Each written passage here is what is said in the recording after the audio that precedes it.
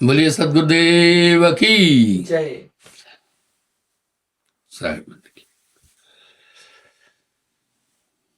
अगर सभी धर्मशास्त्रों का मंथन करेंगे तो एक बात सामने आ जाती है।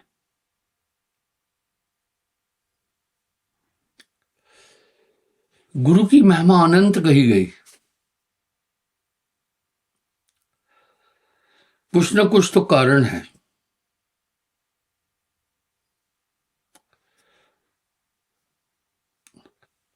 यही बात गोस्वामी जी रामायण में बोल रहे हैं।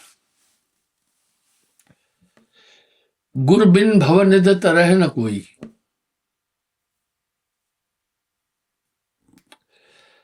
जो विरंच सब शंकर समोई।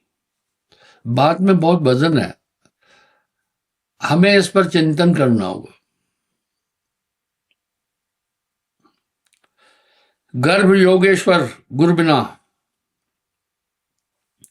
लागा हर की सेव।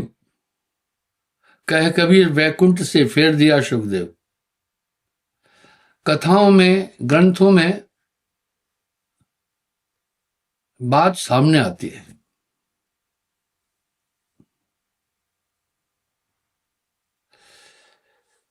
जनक विदेही गुरु किया लागा हर की सेव। कहे कबीर वैकुंठ में उलट मिला सुखदेव।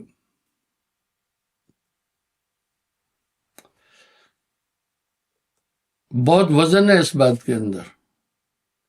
अब शिष्य गुरु की प्रक्रिया बताता हूं। नामदान पर एक विधि है। आप उसको समझना। भाई, हर रिश्ते को गहराई से समझाया जाता है। बाप बेटे का, पति पत्नी का, विद्यार्थी और शिक्षक का एक रिश्ता है। इस पर हमें चिंतन करना होगा। नामदान की प्रक्रिया में गुरु को तन मन धन तीनों दिया जाता है। यह सिस्टम चाहे सरगुण भक्ति है, चाहे निर्गुण भक्ति है, परा अपरा भक्ति है, चाहे संतत्व की धारा है, उसमें है। यह सिद्धांत तो सर्वमान्य है। अर्थात तन मन धन क्यों दिया?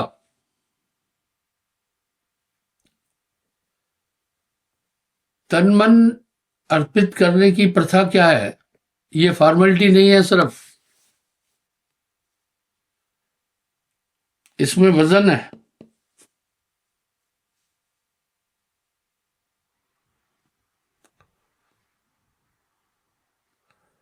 आखिर तन मन धन क्यों लिया गया? क्या ये एक सिर्फ छोटी सी फॉर्मेलिटी है क्या? नहीं, सही में दिया।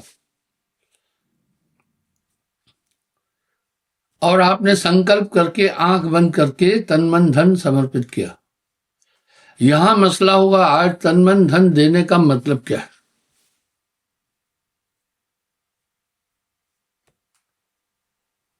ये क्यों दिया गया?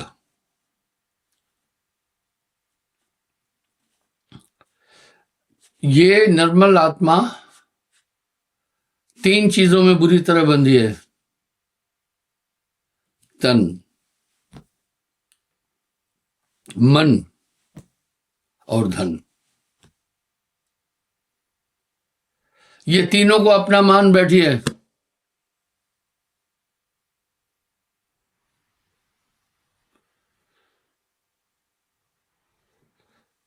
इसलिए आत्मा बंधन में है। आज मैं इसी विषय पर आधा घंटा आपसे बात करूंगा। गर्भ योगेश्वर सुखदेव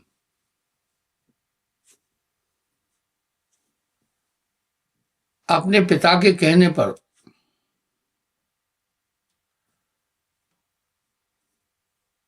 जब सुखदेव को बोला गया गुरु के बिना गत नहीं हो सकती है, आप समझना। नारी का सबसे बड़ा संरक्षक उसका पति होता है।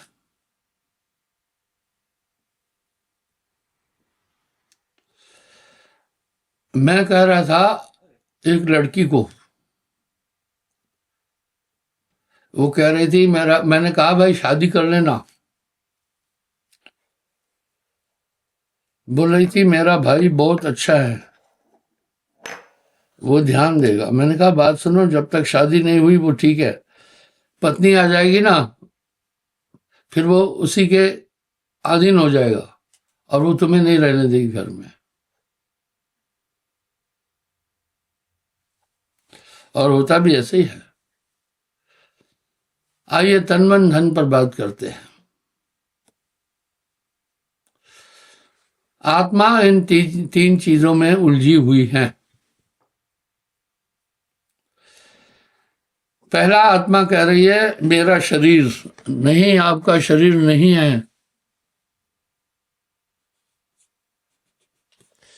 आपका शरीर नहीं है, यही भ्रम है।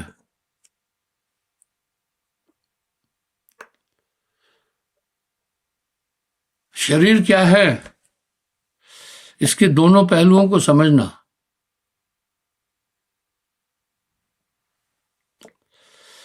ये तन विष की बेलरी,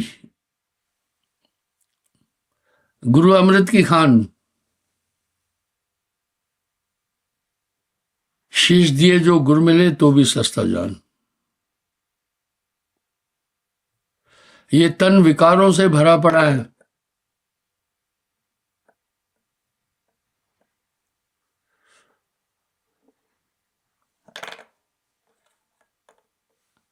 नख से शिखा तक विकार ही विकार है।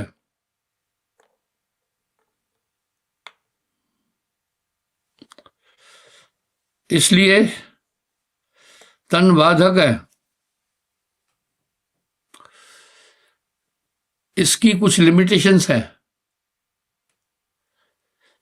5 तत्व का ये पूतरा मानुष इसका नाम, इसमें 25 प्रकृतियां हैं। इन्हीं 5 तत्वों की 25 प्रकृति वो जटिल है। उदाहरण के लिए पृथ्वी तत्व की प्रकृति है हार्ड, मांस, त्वचा, रोम, नाखून। ये पृथ्वी तत्व। अग्नि तत्व की 5 प्रकृति शरीर में भूख, प्यास, आलस, निद्रा, जम। भाई देखो सब पर सवार है ये। सबको भूख लग रही है, सबको नींद आ रही है, सबको आलस आ रहा है। जल तत्व की 25 प्रकृति है रक्त, मांस, थूक, वीर्य, पसीना। देखो सबको आता है। इसी से फिर विकार और विषय और सेक्स उत्पन्न होता है।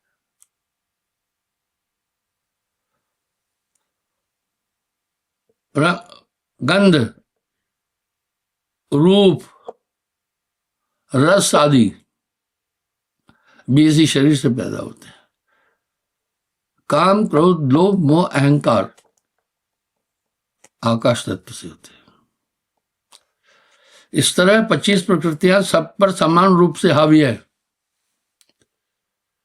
मोह सब में, मेरा बेटा, मेरा फलाना। हम सब एक चीज अच्छी तरह से देख रहे हैं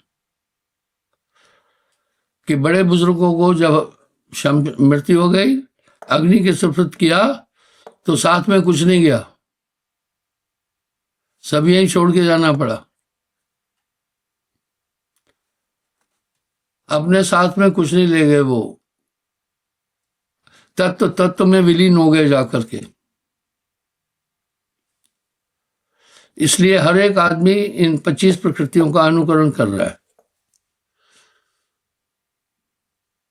ये शरीर का धर्म है।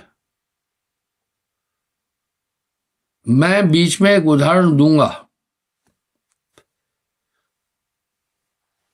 वो ये कि आत्मज्ञान में ये 3 चीज बाधा डालती है।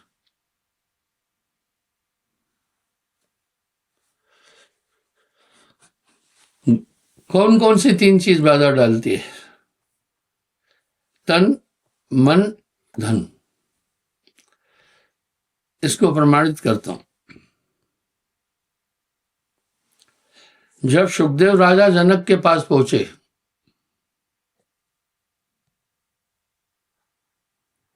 आत्मज्ञान के लिए गुरु दीक्षा ली। जनक ने कहा, है सुखदेव, तन मन धन मुझे अर्पित कर सकते हो, और ये प्रथा है, आप इसको एक फॉर्मेलिटी नहीं मानो, इसमें बहुत वजन है।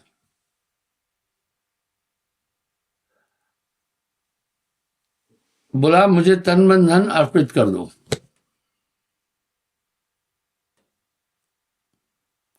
सच्चे दिल से सुखदेव ने किया, कहा कर दिया। बोला, आंख बंद करके संकल्प करो कि तन मन धन गुरु को दिया। सुखदेव ने आंख बंद करके तन मन धन गुरु को दे दिया। बोला, हे सुखदेव, अब सुन,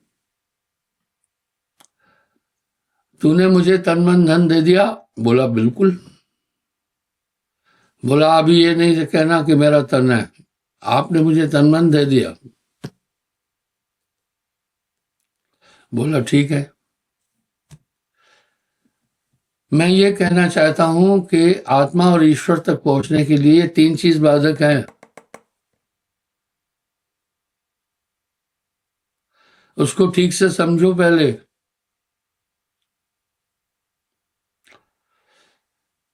बोला, हे जनक, धन भी मुझे दे दो। बोला, ठीक है, जो कुछ मेरे पास है आपका हो गया। बोला, जनक, मन भी दे दो अपना। सुखदेव ने मन भी दे दिया, तन मन धन तीनों दे दिया। बोला, सुखदेव सुनो, तू तन मुझे दे चुका है, अब तू मत सोच मैं शरीर हूं, ये मेरा है अभी। बोला, ठीक है। जो कुछ तुम्हारी प्रॉपर्टी, धन, जमीन, जायदाद है, मुझे दे चुके हो, अब उस तरफ ध्यान नहीं देना। बोला, ठीक है। तुम मुझे मन भी दे चुके हो,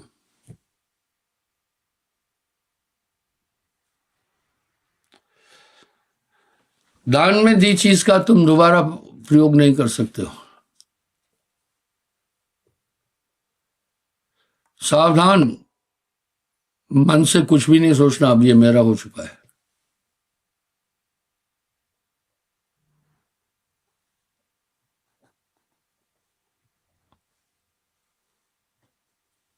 मन की क्रियाएं रोक दो। मैं तुम्हें आज्ञा देता हूं, मन अब मेरा हो चुका है, इसका तुम प्रयोग नहीं कर सकते हो।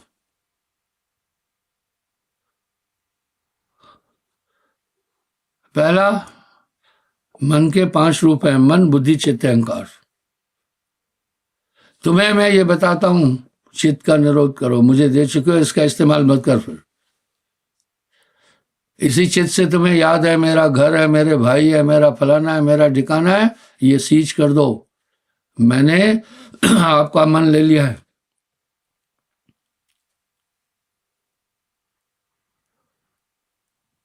खबरदार, कुछ भी नहीं सोचना।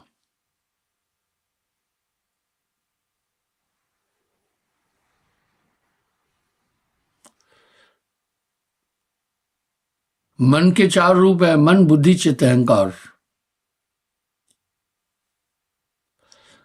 आप चारों का इस्तेमाल नहीं कर सकते हो, कोई इच्छा नहीं करना। लोगों ने ये तन मन धन अर्पण एक फॉर्मेलिटी बना रखी है। तुम अभी कोई फैसला मत करना। मन का दूसरा रूप बुद्धि है, वो तुम मुझे दे चुके हो। हे सुखदेव, खबरदार, चित्त से याद किया, और चित्त से जगत है, ये मेरी माँ है, ये मेरी बहन है, ये मेरा, इसी झमेले में तो आत्मा फंसी हुई है।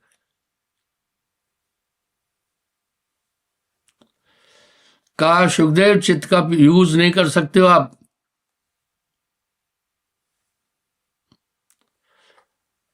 और बुद्धि का भी इस्तेमाल नहीं करना।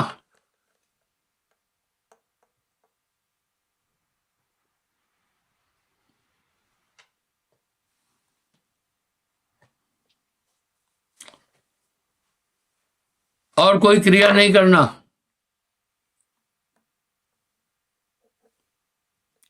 आंख बंद कर देख क्या है। जानते हो सुखदेव ने क्या कहा? आत्मा देख ली। समझिए इस तथ्य को।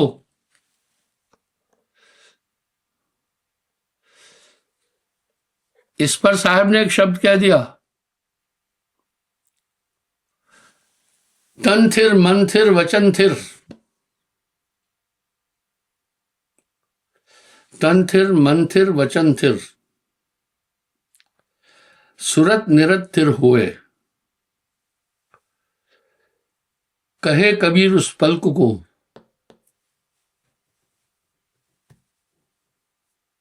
कल्प न पावे कोई। तन स्थिरो मन स्थिरो सुरत स्थिरो, वो एक पल कल्पांतर की साधना से ऊपर है। उसी एक पल में आत्मा का ज्ञान होता है। आपने सुना होगा,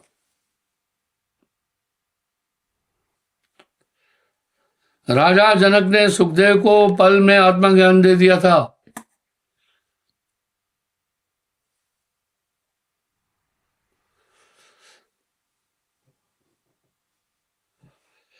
आपकी आत्मा को कोई दिखा नहीं सकता है। जैसे ये किताब है, देखो, आत्मा का कोई साक्षी नहीं है। आत्मा स्वानुभूति है। आत्मा का अनुभव सिर्फ आप कर सकते हैं, आत्मा ही करती है। ऐसा आइटम नहीं है ये पेन दिखाया आपको, ये है आत्मा। पर आइए देखते आत्मा कैसी है। शुद्ध चेतना,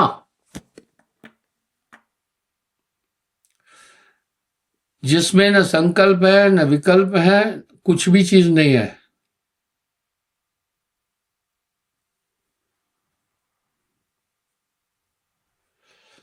उसमें कोई चीज नहीं है, वो शुद्ध चेतना है। इसलिए आत्मा को देखने के लिए लोग ध्यान में बैठते हैं।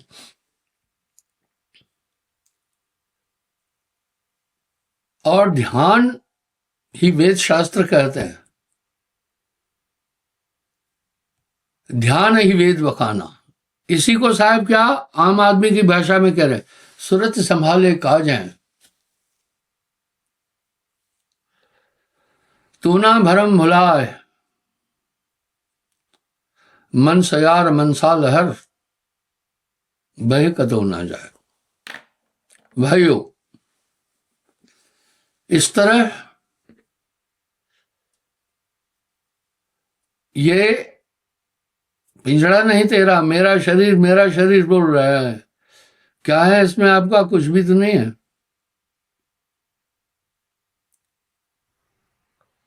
यही बात तो जब अभिमन्यु का वध हो गया, अर्जुन ने गांडी फेंक दिया अपना धनुष से, बोला अब मैं युद्ध नहीं करना है।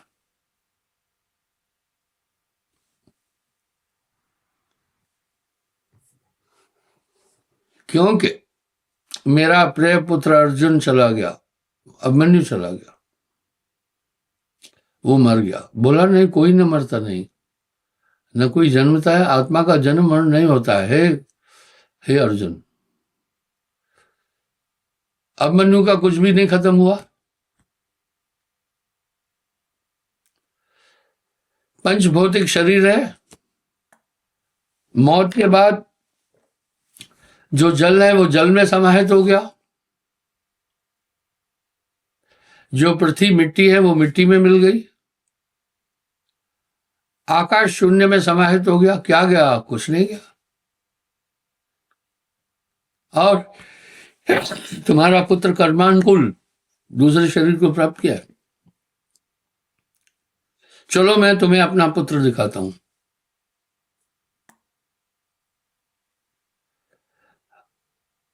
अर्जुन को दिव्य लोक में ले गए, वहां भी अभिमन्यु युद्ध कर रहा था।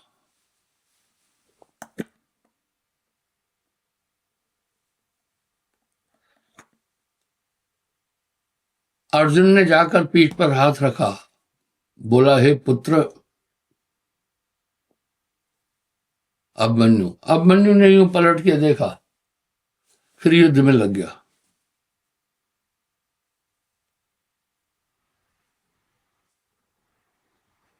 फिर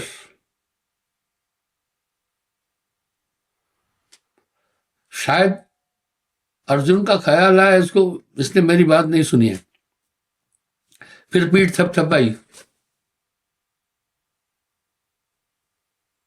बोला, हे पुत्र अर्जुन, मैं तुम्हारा पिता, हे पुत्र अभिमन्यु, मैं तुम्हारा पिता अर्जुन हूं। इस बार थोड़ा उसने कर्री नजर से देखा अर्जुन को, वो फिर काम में लग गया। तीसरी बार जब थपथपाया, कहा, हे पुत्र अर्जुन अभिमन्यु, मैं तुम्हारा पिता अर्जुन। बोला, हे मूर्ख, कौन किसका बाप, कौन किसका बेटा, न जाने कितनी बार मैं तेरा पिता बन चुका हूं, तू मेरा पिता बन चुका है, जाओ अपना काम करो। वहां अर्जुन का मोह भंग हो गया। मैं कह रहा हूं, आपको नहीं मालूम है, आए हैं सो जाएंगे, राजा रंग फकीर। अब यहां साहब कह रहा है, ये पिंजड़ा नहीं तेरा हंसा, ये पिंजड़ा नहीं तेरा। 5 तत्व को तन रचो, जाना चतुर सुजान, इसमें कुछ साचो नहीं, नानक साची मान। राजा जनक ने सुखदेव की आत्मा निकालकर यूं नहीं दिखाई कि ये देखो तुम्हारी आत्मा है, नथिंग। आत्मा स्वानुभव की चीज है, आत्मा चेतना है, इसलिए आत्मा का कोई साक्षी नहीं है। आपके अंदर जो दिव्य चेतना है, कंसंट्रेशन है, ये आत्मा है। इसलिए हमारे यहां सुरत योग है। दुनिया तो आपने बना दी, ये संसार तो है ही नहीं। काया माया एक ही जानो, आपने जो जो शब्द सुने,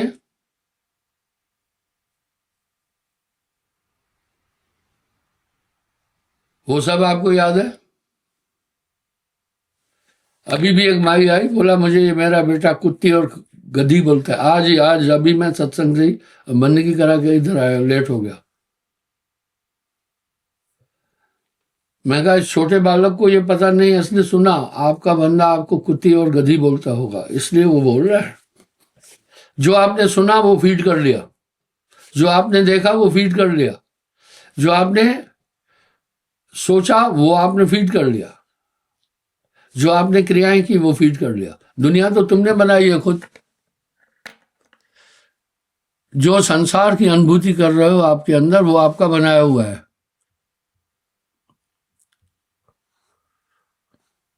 और कुछ संसार का अस्तित्व नहीं है। मैंने इसका उदाहरण पहले भी दिया। राम जी ने अपने गुरु वशिष्ठ को कहा, हे गुरुवर, संसार में बड़े दुख है, कष्ट है। वशिष्ठ जी ने कहा, हे अर्जुन, तुम किस संसार की बात कर रहे हो? ये केवल तुम्हारे चित्त की कलना है, तुम चित्त का निरोध करो। इसलिए मन बुद्धि चित्त अहंकार के निरोध के बाद जो बाकी बचता है वो आत्मा है, वो आत्मा है। इसलिए आपको तन मन धन अर्पित करने के लिए बोला,